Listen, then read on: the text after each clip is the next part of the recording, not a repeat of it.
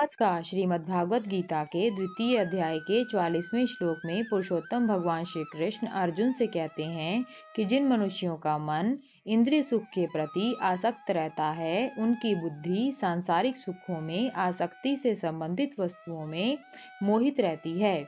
ऐसे व्यक्ति भगवत प्राप्ति के मार्ग पर चलने के लिए दृढ़ संकल्प लेने में असमर्थ रहते हैं। ऐसे व्यक्ति अपनी बुद्धि का प्रयोग अपनी आय, प्रतिष्ठा व भौतिक सुखों को बढ़ाने में करते हैं। 45वें श्लोक में भगवान कृष्ण कहते हैं कि वेदों में 3 प्रकार की प्रकृति का वर्णन किया गया है। ये है सत्व अर्थात शुभ कर्म, रजस अर्थात आसक्ति, तमस अर्थात अज्ञानता। भगवान कहते हैं कि हे अर्जुन, तुम तीनों प्रकार के गुणों से ऊपर उठकर विशुद्ध आध्यात्मिक चेतना में स्थिर हो जाओ। परम सत्य में स्थिर होकर सभी प्रकार के द्वैतों से स्वयं को मुक्त करते हुए लाभ, हानि और आत्म सुरक्षा की चिंता किए बिना ब्रह्म में लीन हो जाओ। भगवान के कहने का अभिप्राय है कि प्रत्येक मनुष्य में पिछले जन्म के संस्कारों एवं रुचि के अनुसार गुण व अवगुण होते हैं। यदि शास्त्रों में भौतिक सुखों में आसक्त व्यक्तियों के लिए उचित निर्देश ना हो, तब वे आगे चलकर पथ भ्रष्ट हो सकते हैं। इसलिए वेदों में मानव को भौतिक सुख प्रदान करने वाले कर्म कांडों का उल्लेख किया गया है।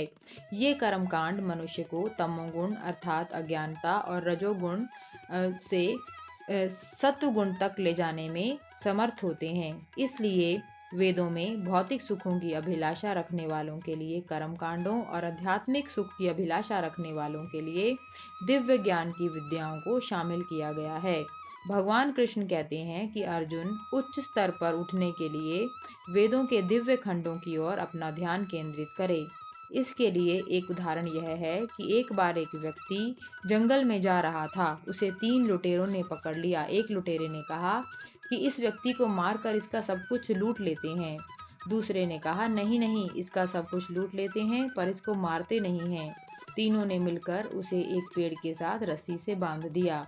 वे उसकी सभी चीजें लेकर चले गए।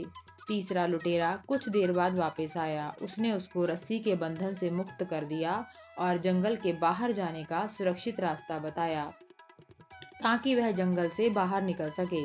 उसने कहा, मैं तुम्हें बाहर नहीं ले जा सकता, केवल बाहर जाने का रास्ता दिखा सकता हूँ। ये 3 लुटेरे 3 प्रकार की भौतिक ऊर्जा के प्रतीक हैं। जो लुटेरा सब कुछ लूटकर व्यक्ति को मारने को कहता है, वह तमस गुण का प्रतीक है। जो लुटेरा उस व्यक्ति को बंधन में बांधने को कहता है, वह रजस प्रकृति का प्रतीक है। और जो लुटेरा उसे बंधनों से मुक्त करके संसार रूपी जंगल से बाहर निकालने का रास्ता बताता है, वह सत्व गुण का प्रतीक है।